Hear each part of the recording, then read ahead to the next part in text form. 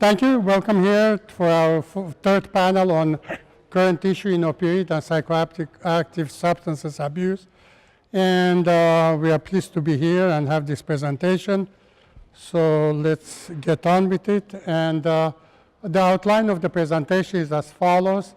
I will do a short introduction, illicit drug trafficking crisis and intervention by Dr. Guadalupe Correa-Cabrera, Associate Professor, School of Public Policy, George Mason University, with expertise in trafficking and border security and global security and international security, right? And also U.S.-Mexican relations. She is a distinguished career with being a fellow of several institutes, think tanks, and she will be followed by Dr. William Rich, who will talk about U.S. policy and standards, and the example he will use is prevent overdose and morbidity and mortality in from the rural Virginia perspective. Dr. Williams is a medical doctor. He is a surgeon by training, aerospace medicine specialist, was in the Air Force, and commanded medical hospitals in deployment in the Middle East. And he is also a rated pilot, right? And medical examiner, and currently is director of Three River District, Virginia Department of Health, and is also acting director for the Eastern Shore Department of Health, okay? And then we're going to have conclusion and discussion, and we can take the extra time because it's only us, right? So there are no competing interests declared. It's sponsored by the Shaw School of Policy and Government, Center for the Study of International Medical Policy and Practices, and Board Medical and Health Policy Journal. And we are recorded, please note that. The learning objective is explore practices and policies of U.S. and global addiction and overdose crisis fueled by opiates, opioids, and other psychoactive substances. Evidence of use both come from WHO, CDC, Center for Disease Control, and published by Goldberg and McGee in 2011, though the evidence is kind fair, but anyhow, it's postulate that abuse is probably triggered by chronic pain, which is a major global public health concern. Population is aging. 20% of adults suffer from pain globally. Suspected 10% are newly cases added every year, and 25 to 40% of admitted patients, at least in the developing countries and US specifically, are diagnosed with abuse, admitted to the hospital. The non-medical use of prescription drugs is becoming a major threat to public health and law enforcement worldwide. Opioids are causing the most harm, responsible for up to 76% of deaths. Common causes of chronic pain that you should know is post-surgical, post-traumatic, spine, lower back pain, cancer, which is a major issue outside of the United States because in many places the drug is not available, the painkillers are not available. They're so much controlled that they are not available to cancer patients, and people die with severe pains, arthritis, neurogenic, and psychogenic problems. So these are examples of pain, anxiety relief, and stimulants medication, and want to attract your attention. One is ketamine, which is becoming a new scourge on the world market. It's also known as a rape drug, has been used in Southeast Asia, around the Hong Kong area originally, but it's spreading around and has been used as an anesthetic and doesn't create a respiratory depression, but in combination, larger dose and in combination with other barbiturate can become a very dangerous substance, creates hallucinations. Yes, sir. So ketamine, I think, is a safe drug in terms of conscious sedation used by physicians in an IV kind of. Yes. Is it being abused? how's it being used? Larger dose with barbiturate, it produces flaccid paralysis and might produce hallucination and extrasensory perception, and it's used as a rape drug. Well known. Okay, classification. Opiates are naturally derived from plants. That's an old classification. Today there is no difference between opioids and opiates. And 4 classes of opioids, we call all of them opioids. They're endogenous opioids naturally produced by the body, endorphin, and those are the receptors which respond to the drug which binds those sites. Opium alkaloids such as morphine and codeine, semi-synthetic opioids such as heroin, oxycodone, and buprenorphine. Whatever is in blue, is in green, is used as therapeutic drugs, but it's also being abused. Synthetic opioids such as methadone, they have a structure unrelated to opioids, and fentanyl, meperidine, and naltrexone are all becoming, which are used for the treatment of addiction, are also becoming a very potent drug abuse. And one of the problems that there are for fentanyl, obviously, is China, which is, has laws which doesn't catch fentanyl as a addictive substance, but does because the producers, the industry which produces, which is a cottage industry, basically classifies as drug for animals, for veterinary care. And they're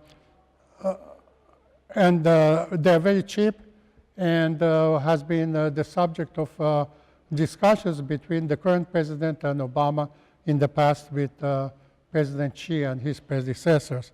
And China needs to do something, but in China the problem is that it carries people who violate the narcotics law become or addictive drugs can be executed. Okay. So current concept in prescription, there is prescription medication, and there are medical overuse. People prescribed opiates, painkillers for more than 1 week. Currently it's 3 days. Basically dentists have been accused, rightfully or not, the evidence is not that strong, of really creating drug abuse in children, youngsters, because they were prescribing that. And pain clinics were the ones that are now monitored very closely because they were really prescribing a lot of those opioids. So regulation, training, and education of professionals and patients is important. The illicit concept is that legislation and justice is criminal in many countries, which denies patients in chronic pain and those especially with cancer, terminal cancer, the access to medication, and people with migraine. And it's a public health issue, secondary, and the combined is public health, medical care, and medical care because some of those drugs can produce infections like HIV, cardiovascular complications like embolies and angiitis. Psychotherapy and is also involved, and the legal aspect is involved in combined. So production distribution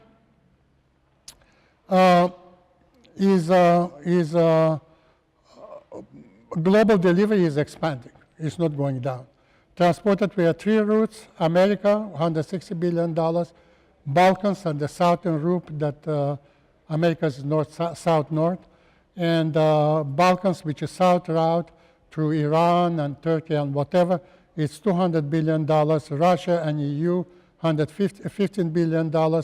And basically, the reason we have one of the stimuli to the opiate use or psychoactive drugs were 2 really big wars. One, it was Russia invasion of Afghanistan, and the other one, U.S. involvement in Southeast Asia. Production sites: cocaine mostly produced in Colombia, Africa, and Asia, emerging as cocaine trafficking and consumption hubs. Some 50 tons of opium comes from Myanmar and Laos, Popular Democratic Republic. About 380 tons of heroin and morphine is produced from Afghanistan, that's the northern route, and China mail internet export of synthetic opioids has not been interdicted yet, and that's what creates some problems. Country and substance, the opioid is not all over the place, but there are. Central and South America is amphetamine and opioids abuse, especially Costa Rica, Brazil, and Chile. Europe, Denmark, Finland, and Estonia, opioid painkiller abuse. And Scandinavia, high treatment demand for sedative, tranquilizer, and benzodiazepine are abused. Africa, Mauritius, abuse of drug buprenorphine and tranquilizer and cannabis. And in Asia, barbiturates, sedative opioids, and in Australia, amphetamines and so forth. The funny part was that originally, especially the World Medical Association, they were telling me that it's only the problem in the United States. No, it's the problem worldwide. Okay, American consumer, yeah, the problem in the United States, we consume more opioids than any other country. We are on the top. And legislation, basically, each country has specific legislation. They're different. Some of them punished by death penalty.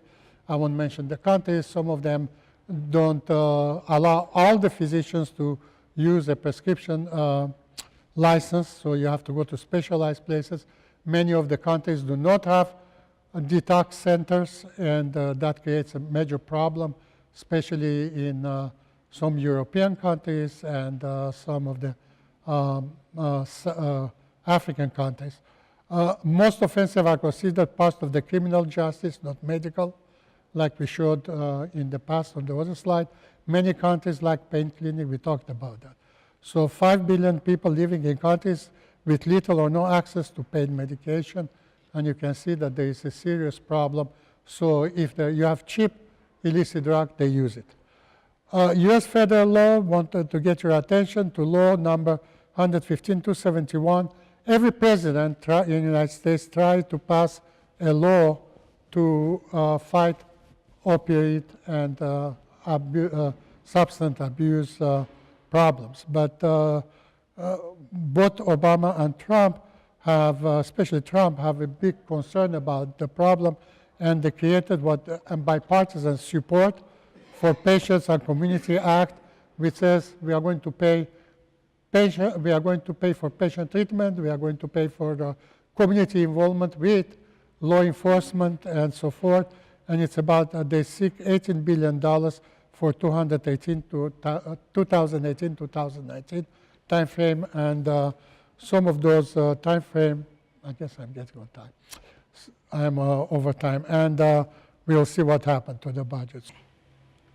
Okay, well, good afternoon, and thank you for being here. And to start a conversation, my research has focused more on the Mexican side of issues, and I have done a lot of work at the border, and I have written books and articles on criminal organizations in Mexico, drug cartels, drug trafficking organizations, particularly the ones that changed the face of organized crime. I believe in the hemisphere. I'm talking about the Zetas and the militarization of criminal activities, starting with drugs, right? But this expanded to other activities.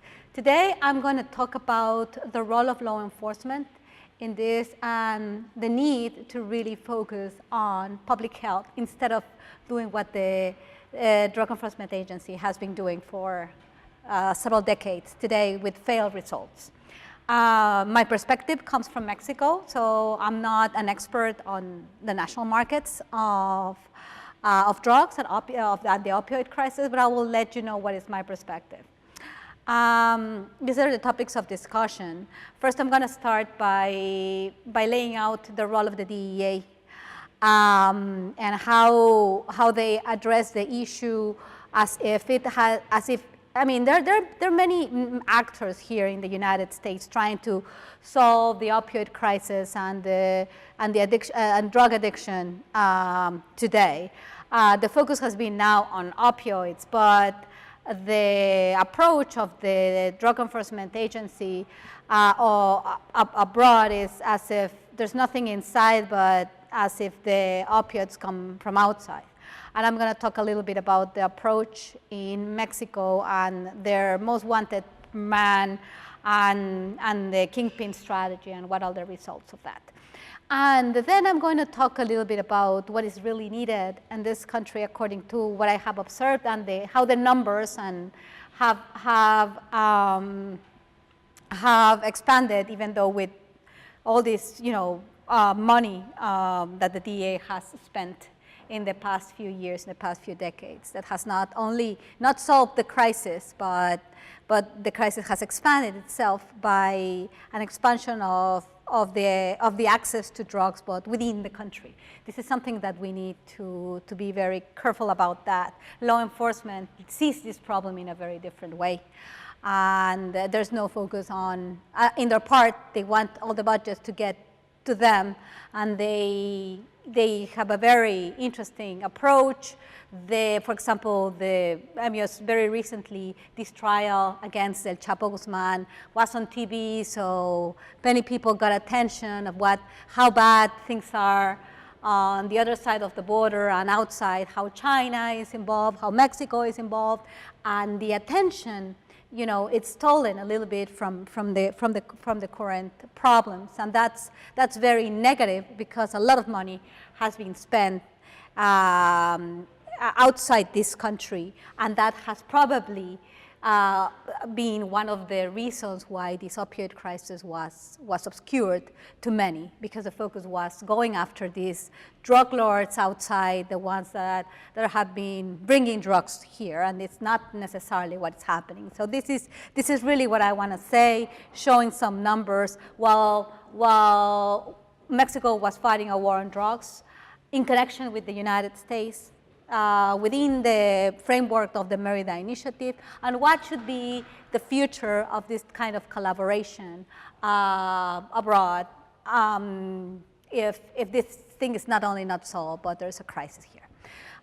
So I want to start, and this is something that you all have discussed and that has been discussed probably during the course of the day, the public health interventions in the United States. You probably know more about that. I probably would like to say that this is the key issue, and probably the budgets need to be, reassigned, and less money going to fight El Mencho and the DEA most wanted guys, and focusing all this spectacular coverage of these trials against the drug traffickers, of how bad and how corrupt and how able they have been to get the drugs here, right? Because the problem is a different thing, and it has started here, and it's maintained here.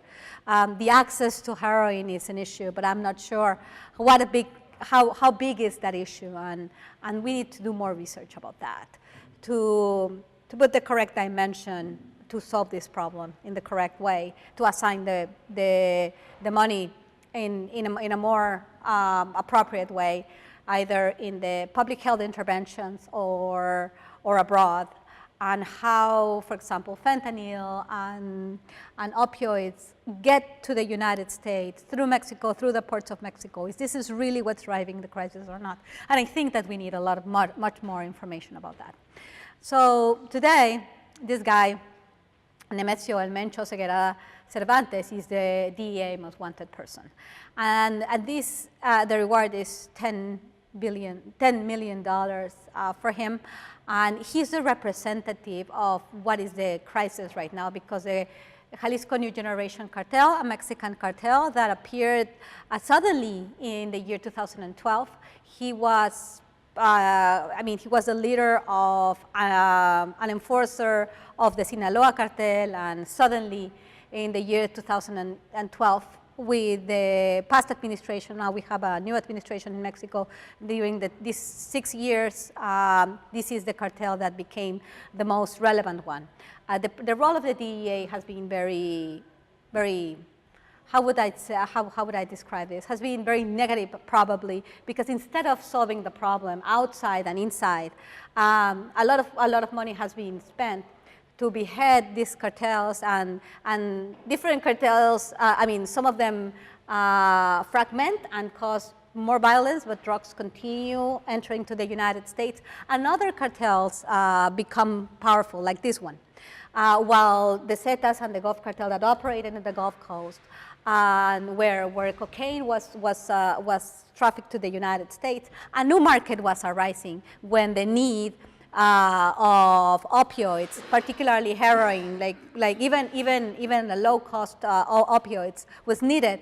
So this organization, instead of fragmenting, as the organizations in the Gulf Coast were fragmenting, this organization was consolidating in the Pacific Coast. And also, they were consolidating and they had the control of the ports, the port of Colima, the port of Lázaro Cárdenas in Michoacán, all these very important ports that also received the opioids from, particularly fentanyl from China. So at the same time that the DEA was allegedly collaborating with Mexico, Mexico was in the same line through the Merida initiative, militarizing security, beheading the cartels. This man was able to, at the same time that El Chapo Guzman was arrested, then escaped, and then arrested again and extradited to the United States. He left a big vacuum that was covered by this group. But in the current times, what we have seen, there was a meeting between the General Attorney's Office of Mexico and the DEA in Chicago about 2 months ago, and the focus of the DEA was exactly the same one. Kingpin strategy, going after this person, El Mencho, the leader of this new big cartel, important cartel that operates in the Pacific, in the place of the cartel of El Chapo Guzman, who's now on trial, and this is a very bad man. So the attention has been brought up to this person, and now this is the other person that we need to go after, to be headed and to eliminate his influence and the possibilities of the drugs coming from China into the United States. But as you know, these groups are very intelligent and they know how to operate. When there's a need, when there's a demand, they will provide the supply. So unfortunately, and this is something that we're right now working on, we're filing some FOIAs to get the money that has been spent compared to the seizures, because not all the internal seizures are outside. It's very interesting to see how the DEA is very selective, providing the numbers of seizures of the different drugs. We have limited information about that, considering the very important resources that have been spent. And the budgets are to fight drug trafficking outside are also incomplete, because the total figures are provided, but not necessarily on each of the operations. So we're filing the FOIAs to see and to provide the metrics to consider to see how the kingpin strategy has operated. There has been a lot of criticism. The CRS has done a great job trying to assess the policies, but there's never there's never really an assessment that would say this is not working. But definitely the numbers that we have all shown and that I will show again says that this approach is really not working, that the problem is in the demand and it's not on the supply. And still a lot of resources have been spent on the supply side of this issue.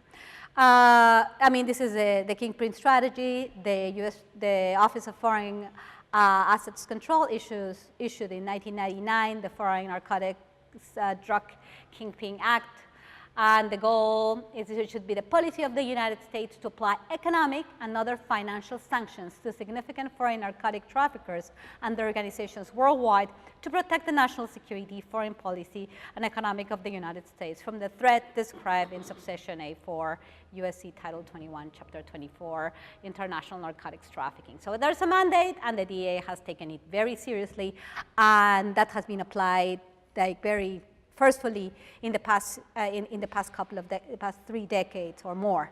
And what are the results? Well, so Mexico, not only there was a time where the United States imposed and that was before the Drug Kingpin Act of 1999.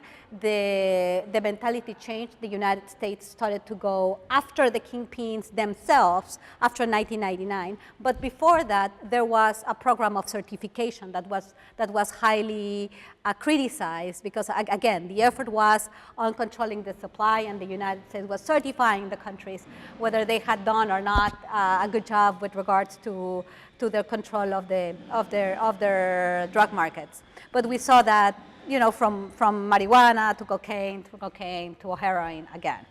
And the United States and Mexico are collaborating very closely now to fight drug trafficking. In the past 12 years, they did this through the so-called Merida initiative that had four pillars, but the pillar one is the basic pillar, which is basically an anti-narcotics operation, an anti-narcotics program that has just created more people dead in Mexico and in the United States. So what are the results of the Merida initiative? Of course, who paid the biggest price, the biggest price for that was Mexico. I mean, just the United States through its Merida initiative, $29 million, very small amount of money that was given very late in the process, but there was a logic that was followed was followed very closely by Mexico that meant the militarization of the security strategy and the kingpin strategy. So the Mexican military was sent to the streets to fight the so-called drug cartels, and they started to go after all of them, and they started to behead all the cartels. And what happened is that in the country, more groups appeared. The cartels that operated at one point at the end of the past century now are fragmented, but we have this organization that controls the Pacific that has replaced the Sinaloa cartel, and this is what we have had. From the year 2000 to the year 2012, we had the creation or the control of the Gulf Coast with the market of cocaine. We had the Gulf Cartel and the Zetas controlling that territory, and they started to fight exactly because of this militarization of the anti-narcotics operations and militarization of security. So Merida initiative has been a failure and has caused more than 200,000 people that have been killed in the past 12 years. Some say that 250,000 people, but it's a big amount of people, and they continue killing each other. And just last year was the most violent year if you measure it by the number of homicides in Mexico. And this year is going to be the year that will register more homicides in the 12 in the past 12 years, all within the Merida initiative. So there is this question: what should be the future, not of the Merida initiative, but what should be the future of anti-narcotics cooperation, right? If we still need to be doing the same thing. And it seems to me that the United States government has the same objectives, going after the supply and dealing with the demand, but we need to see and we need to measure the budgets to see what is really working and what's really not working. This is definitely not working. Well, these are the pillars, right? But this is for Mexico.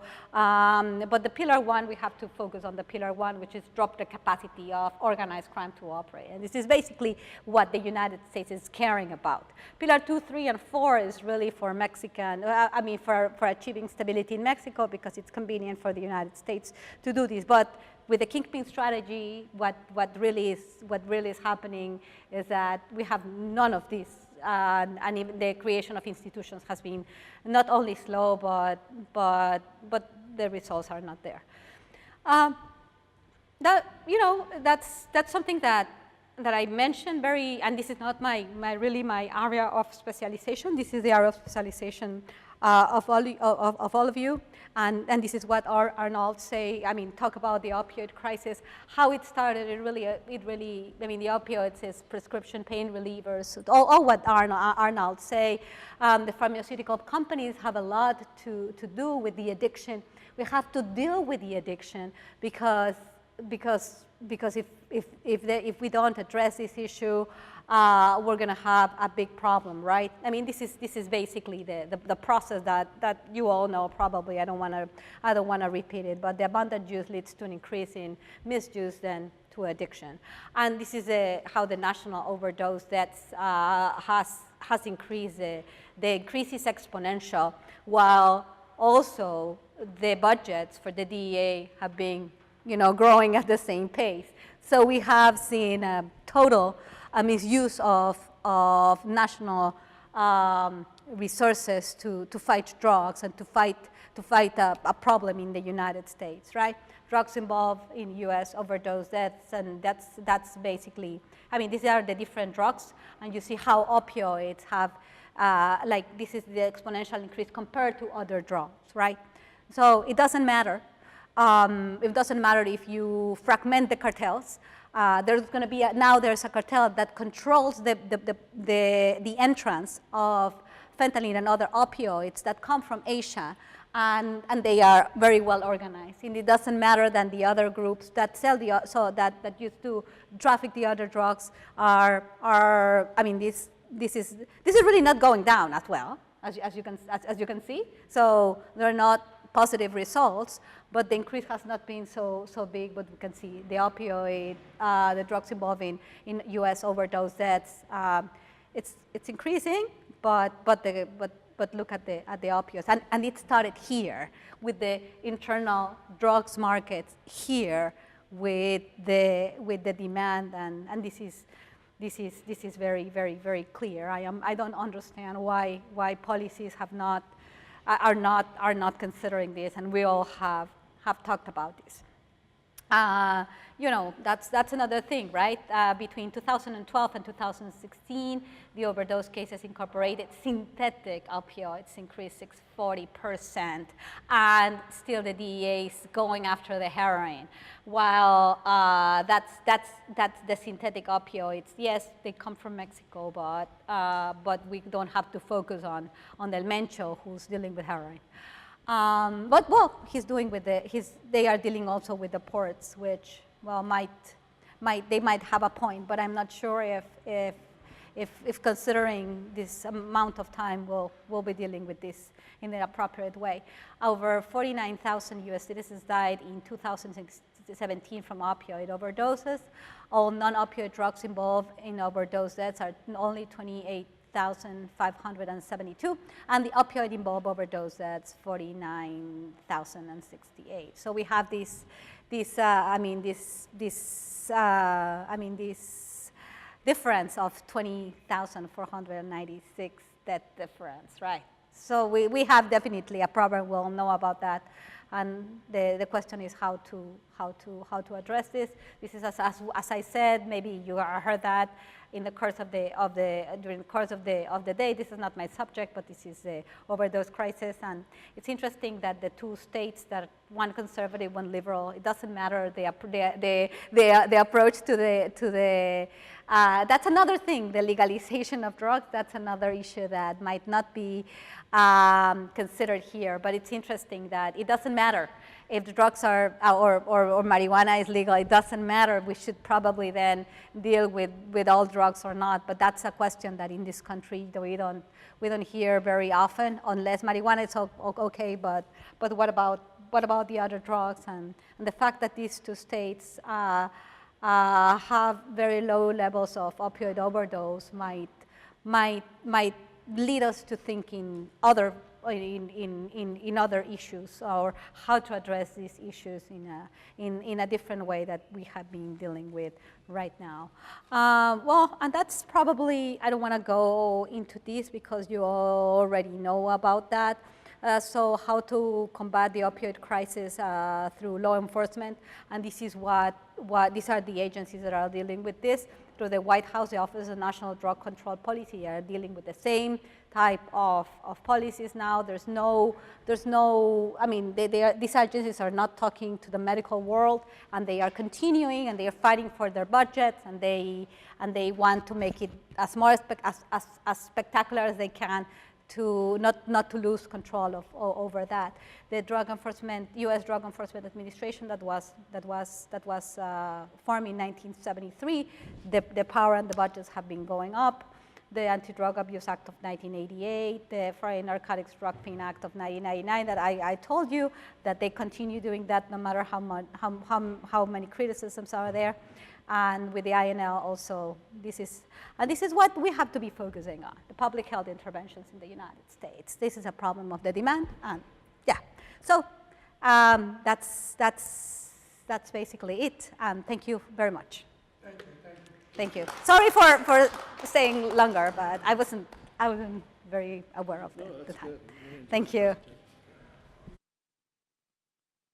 So I'm Rich Williams. I'm director of a rural public health district in Virginia, and which is an environment could not be more dissimilar to the one we're in right now. And I'd like to bring you a little bit of what's happening with regard to opioids and the approach to opioids in the state of Virginia, especially with a focus on rural districts. So this is a graphic of the health district that I'm director of. It's the Middle Peninsula and Northern Neck of the state of Virginia. These are the western border of the Chesapeake Bay. There are 10 jurisdictions there, from Gloucester County in the southernmost extent to Westmoreland County in the north. And that means 10 different health departments in this health district. What does a health department do? A whole bunch of stuff, from rabies sorts of investigations to prevention and assistance with teen pregnancy, epidemiology, which is really the foundation of public health understanding and evidence. We do a lot of that. Arthropod vectors, beach monitoring, climate change, low birth weight infants, infant mortality, food inspections, on-site septic system management, emerging diseases, all manner of stuff. Really, the list of what we do goes on and on. We also are having a collaboration with the local Indian tribes, the Pamunkey Indians and Mattaponi and Rappahannock, with regard to improving their public health infrastructure. You don't really appreciate what a health department does until it goes away, and then you see how important it is. Types of issues we deal with, I already mentioned a bunch of them. One of the things that we are engaging on now is climate change and sea level rise, which is extraordinarily important to where I live. As a matter of fact, the sea comes up my street every now and again.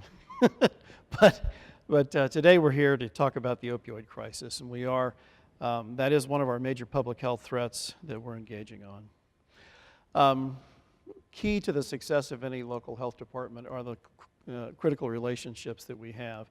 I mentioned there are 10 counties. That means 10 county administrators, 10 boards of supervisors, 10 departments of social services, actually 13 or 14 law enforcement agencies, because there's 3 towns with town managers and town councils mixed in there. All of those, and that's just a partial list of our interfaces. Planning district commissions, which are responsible for economic development. There's 2 of them in my district, one on the Middle Peninsula and one on the Northern Neck. But close relationship and collaboration with these sister agencies and these local government entities is critical in everything we do, and even more so in combating the opioid crisis. So what I'm showing you is actually one of the opioid interventions that we're doing. The core of this presentation is the presentation that we use with our Medical Reserve Corps volunteers when we go out to schools, community colleges, churches, anywhere we can talk to the public. Our Medical Reserve Corps volunteers are presenting an abbreviated version of this thing to try to educate the general public about the opioid crisis and what we're being done. And that's what we're going to talk about: stats, understanding the opioid situation and what we're doing and how citizenry can help. I would refer you to a video that was published by the Virginia Office of the Attorney General a year or so ago called Heroin, the Hardest Hit. It's a 46-minute or 43-minute video, very, very good and informative video. So we usually show a few minutes of this when we talk to groups, and it's quite dramatic. We already went over what opioids are and which are produced by factories and available by prescription and which are not. They work by increasing, I'm not a neuroanatomist, I'm not a neuroscientist, but they work by increasing the amount of dopamine at critical synapses in the brain related to the reward center and the pleasure center. And there are folks out there with one exposure to these opioids that can almost become instantly addicted. Others are more resistant, but they are a powerful entity. We've talked about this in previous talks. The U.S. consumes 80% of pain meds. Deaths have steadily gone up over the past almost 20 years. And in some communities, as many as 1 in 4 people struggle with addiction. Illegally produced opioids, one of the big problems with these things is there's no quality control on their production. Strength is unknown. Contaminants can be present. And once you move from the realm of prescription opioids into illegally produced opioids, which are readily available and very cheap, as we heard in the last presentation and the first one, you end up with a host of problems. And a lot of those are injected, which links to other public health threats. There's a lot of denial and a lot of looking the other way in our society. In the state of Virginia, the vast majority of parents believe their children are naive to drugs and have never taken a prescription drug for recreational purposes. The saving unused medications and opiates that practice is widespread in households. Majority of people are not above sharing their prescriptions one with another. And if you look back at abused prescription drug and prescription drug abuse, half of those or more were obtained from a friend or relative. All of these things lend themselves to interventions at the family and societal level that may have, you're talking about investment in public health strategies. This is low-hanging fruit for trying to get ahead of the opioid crisis. Deaths from heroin or opioid overdose exceeds both gun-related and automobile deaths. That happened several years ago. In Virginia alone, or in Virginia specific, there's 600% increase in fatal heroin overdoses over the past, from 2010 to 2015. 10,000 plus deaths over the last 10 years. 700% increase in fatal heroin overdoses in Richmond over the past several years. And in Southwest Virginia especially, where there existed pill mills in West Virginia and Southwest Virginia, where physicians would write copious numbers of prescriptions for opioids and addict entire communities for great profit, legally. The growth of prescription monitoring programs have curbed the pill mill and is beginning to have an effect in curbing prescription of opioids. What that does is it drives people to the more readily available illicitly produced drugs, many of whom are injectable. And that means that bloodborne pathogen diseases like hepatitis C and HIV grow. So it's a double-headed public health threat. Again, I'm not going to beat this to death, but this is just typical of what we show the citizenry when we go out and talk to them, to try to impress upon them how serious and how widespread this is. Another presentation of drugs and opioids, both prescription and illegal, and the death rate. Virginia has an opioids dashboard. If you just do a web search on opioids dashboard Virginia, you can get to this page, which is very good. You can search by year, and you can see the specific. You can search by jurisdiction. You can search by locality. And you can monitor the progress of the opioid epidemic. Locality trends by year. The overdose mortality rate graph there in the middle on the left, the prescription drug mortality rate has stayed steady, might even be trying to decrease a little bit. The illegally obtained drug heroin death rates are going up, and those lines crossed a couple of years ago, and they're increasing. Neonatal abstinence syndrome, which is another head of this monster, from little babies born to folks who are addicted. That's a major public health problem, and the rate of that problem is going up. and hepatitis C cases and HIV cases in the 18 to 30-year-old population is rising sharply. More of the Virginia opioid dashboard. You can see there that in middle age, 30 to 50, 25 to age 55 or so, is where most people who are addicted come from that age range. And you can see the maps of the relative incidence of prescription opioid and density of addiction and overdoses and deaths from both prescription and non-prescription drugs. In our health district over the past 10 years, we've had relatively low numbers of death at face value. You have to balance these numbers by the very low population density. In all of those 10 counties, we only have about 130,000 people.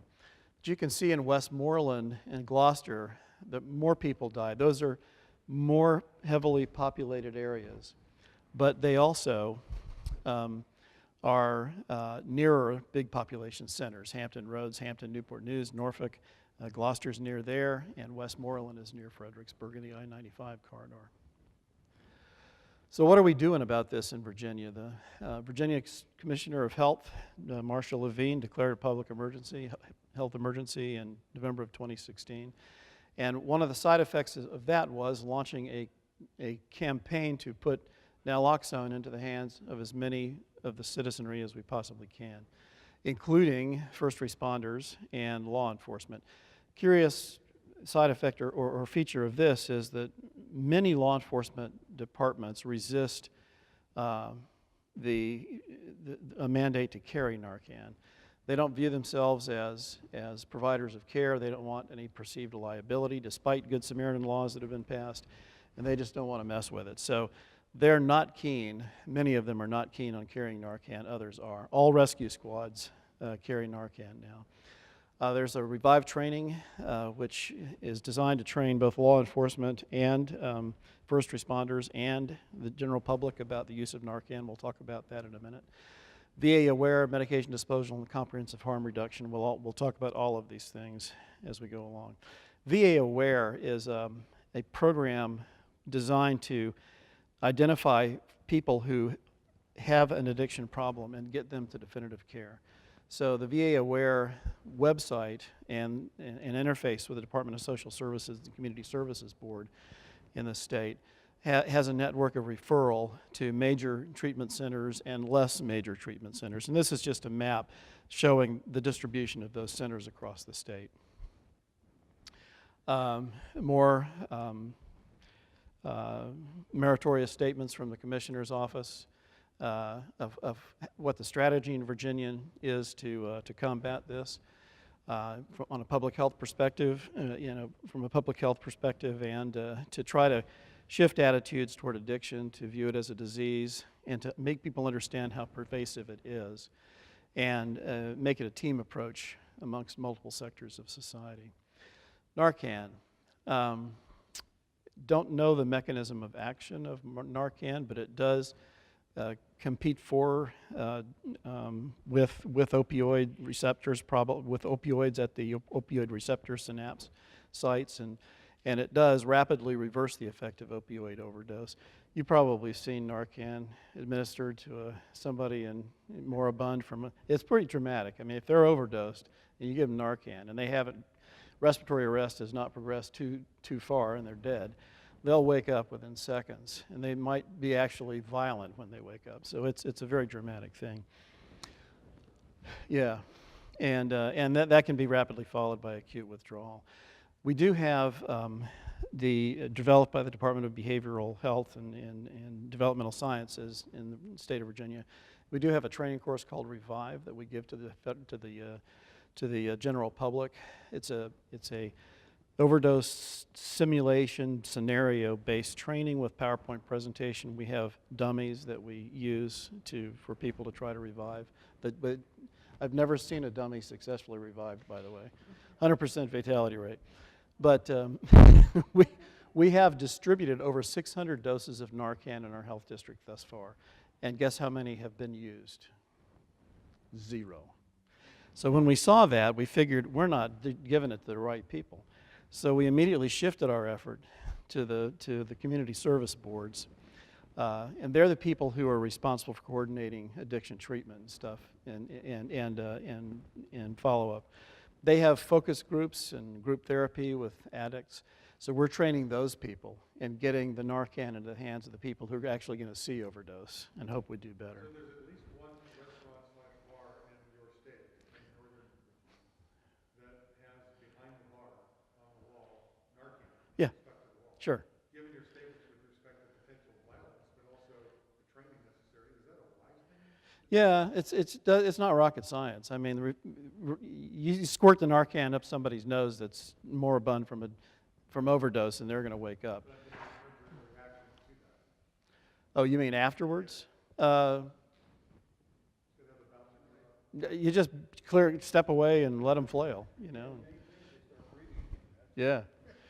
And then, you know, you try to control vomit and position them. The Revive is all about trying to position people such that when they do revive, they don't. So is that a reasonable place to locate Narcan? Yeah, anywhere it's available. So, I mean, if you can get to it and get it, and you can save somebody's life. Absolutely. I could send someone to a pharmacy and say, ask for Narcan. Yep. I've had numerous people come to me and say, you know, how do I get Narcan? Yep. I would say, go to the pharmacy, so they go to Walgreens or whatever. They can get it, right? Yes, you can get it without a prescription. Yeah, in connection with the training for the health department, we give it to people free. And when they walk out of there, theoretically anyway, they know how to use it. But you can get it without a prescription anywhere in the state, for sure. Yes.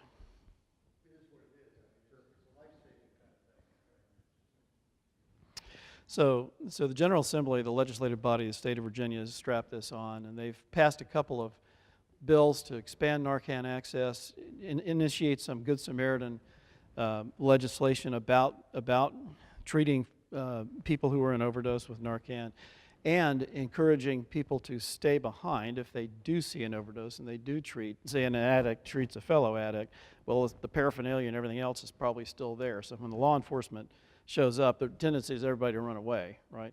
But if they stay, they have a measure of protection if there's an overdose involved. So there's been some steps forward. Commonly stated thing by law enforcement across the nation, we can't arrest our way out of this problem. I think that relates directly to what you were saying. The solution is not law enforcement. The solution is cultural change and public health. We've already talked about that. We do try to educate the people that we talk to about the signs and symptoms of use and addiction. And we try to make sure that we drill this down into the families, into people's families. They know what resources are available to them. They don't do stupid stuff like sharing prescriptions. They lock up their medications and dispose of the unneeded ones. We do have a medication disposal system. It's a bag that you can pour up to 48 pills, 6 ounces liquid, or 6 patches of transdermal medication release into these bags, fill it halfway up with water, and that neutralizes the medication, the opioids contained, and it's then safe to dispose of in the trash. And there are also pharmacy take-back days and so on and so forth. Yeah.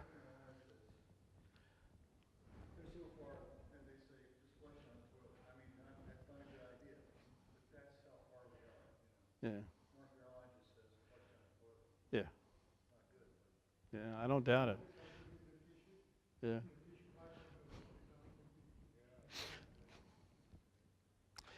So, yeah, I don't know. We've handled out a lot of these bags too. So comprehensive harm reduction is essentially a needle exchange program that's available to most jurisdictions who qualify. I think 4 of my counties qualify to participate in this. It's been instituted in the western part of the state where the opioid crisis is very bad. This requires very great cooperation from law enforcement, because if people are coming to give up their old used needles that they shared with each other to get clean needles, that can be thought of as potentiating their habit, okay? In reality, its preventive potential with regard to HIV and hepatitis C and other bloodborne pathogens far outweighs in any other risk. But the places where these exchanges occur, it's low-hanging fruit for law enforcement to come arrest people, right? So law enforcement has to agree they're not going to do that for these programs to work. They're pioneering this in Virginia out in Wise County, which is Lenawisco Health District out there in the toe of the state, western toe of the state. And they're having a lot of success with this. And they have very specific program goals and very specific services available. Again, the idea behind this is to reduce bloodborne pathogen spread, reach out to and develop relationships with people who are addicted, and try to get them help in the long run.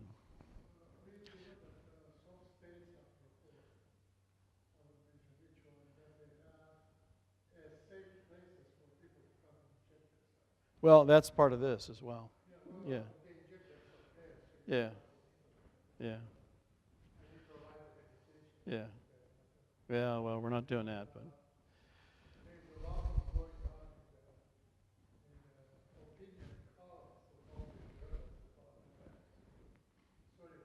No worries. Okay, so last thing I want to go over is an interesting phenomenon that's happening. You mentioned the genesis of the opioid crisis with regard to the big pharma propagating a myth in the 90s that, you know, everybody should be pain-free and these opioids are not addictive.